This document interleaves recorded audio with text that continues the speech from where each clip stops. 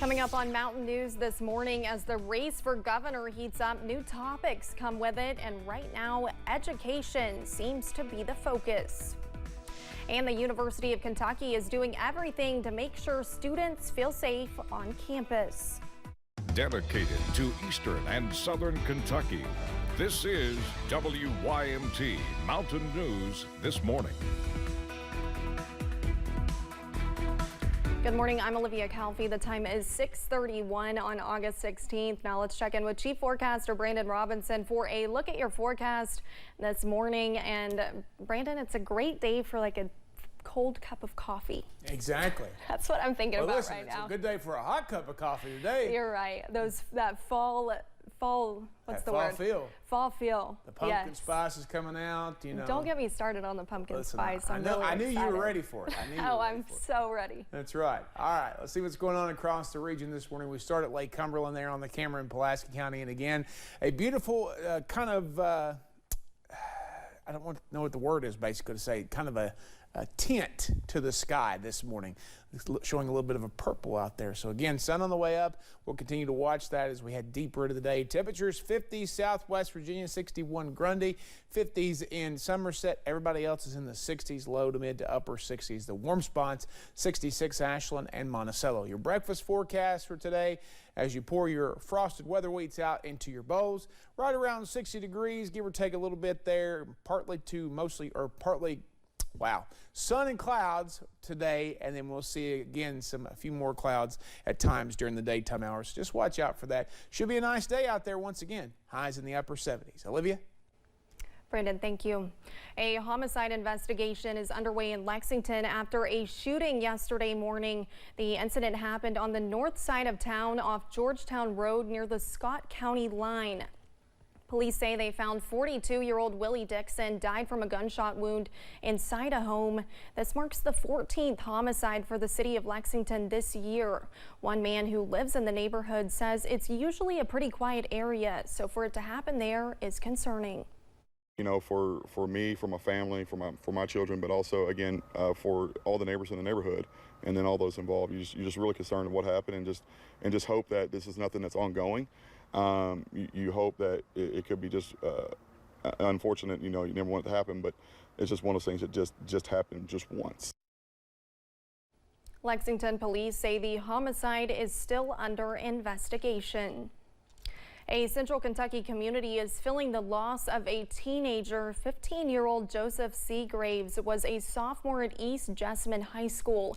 Carter County emergency officials say a 15-year-old from Jessamine County died in a fall off a cliff last weekend. Coach Mike Bolin says Seagraves had a tremendous work ethic. From the why did this happen to us to just pure sadness to thinking about what could you have done, you know, even though this was just, you know, something that we had no control over. Coach, you know, he didn't get to play maybe as much as some of the other kids, but he came to practice with a great attitude every day, lined up and did what he was supposed to do. Funeral arrangements for Joseph Seagraves are still pending. Lawrence County Judge Executive Philip Carter is facing some spending questions. The state auditor's office issued a report saying the Lawrence County Fiscal Court violated the county ethics code, spending and nepotism rules. The Lexington Herald says that included hiring Carter's brother as a road foreman and paying him more than $62,000 in salary. In the county's response to the audit, Carter said the county hired his brother because he was, quote, the only person who met the requirements for the position and would accept the job. The race for Kentucky governor is heating up, and education is becoming a key issue. Yesterday, Attorney General and Republican nominee Daniel Cameron was in Lexington unveiling his catch-up plan to address student learning loss. Cameron says the plan would create the largest targeted investment in math and reading instruction through a voluntary summer and after-school program. Our kids will get more reading and math instruction from high-quality educators who will be fairly compensated for their additional service. Cameron says that compensation will be in the form of a stipend for teachers who participate in summer tutoring. And we heard reaction to Cameron's plan yesterday from Lieutenant Governor Jacqueline Coleman. She is a former educator and founded a nonprofit focused on education policy reform. She says Cameron is trying to catch up to her and Governor Andy Beshear on education, and says Cameron's biggest education priority is something he's been pushing for years. The centerpiece of his plan is school vouchers, and it always has been. That's what he's always talked about, is basically sending tax dollars from public schools to unaccountable private schools. Coleman also responded to criticism of school lockdowns during the pandemic, saying the lockdowns were put in place in an effort to save lives. Morehead State University says some student data may have been compromised in a cyber attack. The school discovered the attack last month. The Herald-Leader reports university leaders initially thought no student or employee information was stolen. Turns out that is not the case. Experts are now trying to figure out how much data was stolen. The school is offering identity theft protection services to employees and students for free. What was expected to be a 3-day trial against the University of Kentucky doesn't look like it will wrap up anytime soon. A Title IX lawsuit went to trial last week. The plaintiffs say the school failed to give female athletes adequate opportunity. UK leaders argue they followed federal rules. At Monday's status conference, the court heard about exhibits not previously displayed or admitted at trial. The judge ordered that both parties have until the end of September to file paperwork on those exhibits. The University of Kentucky has roughly 30,000 students enrolled. This week, 6,000 new students are moving into 19 residence halls on campus. As Samantha Valentino explains, university officials are sharing their continued efforts to keep everyone safe. I don't think you can overstate how important safety is as a priority for our campus community. UK spokesperson Jay Blanton says in the past decade, UK has invested more than $15 million into safety initiatives. And that includes those security systems you're talking about, that expanded security camera coverage, notification technology. All students are automatically enrolled in the UK Alert system. It allows campus officials to send information to the phones of everyone within the campus community within seconds.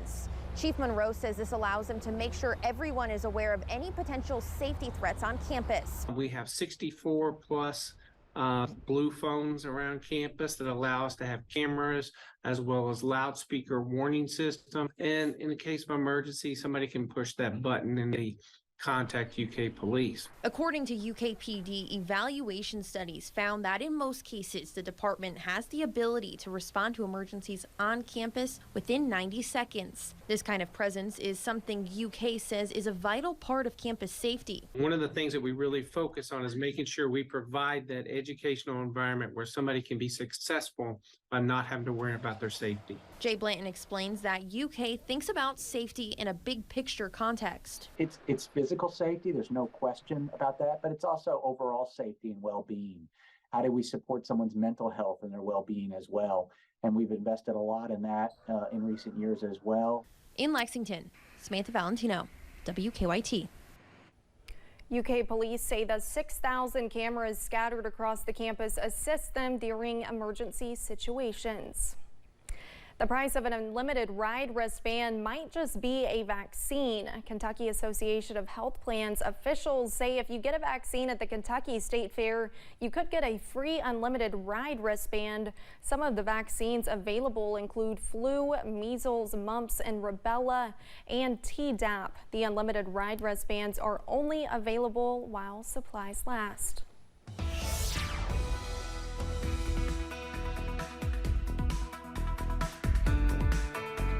6:40 here on this Wednesday morning. We take a look at the Interstate 64 camera near Morehead this morning, and a mix of sun and clouds to start us off. It's a bit of a chilly start out there, so again, maybe a light jacket, a long sleeve shirt just for a few minutes today. 64 up that way on 64 this morning, and you see again calm winds, 100% humidity, but those dew points are lower, so that's helping kind of negate things out there. 55 is the cool spot over in Somerset, 58 Clintwood, 59 Wise. Everybody else is in the 60s this morning, with 66 in Ashland and Monticello being the warm spots.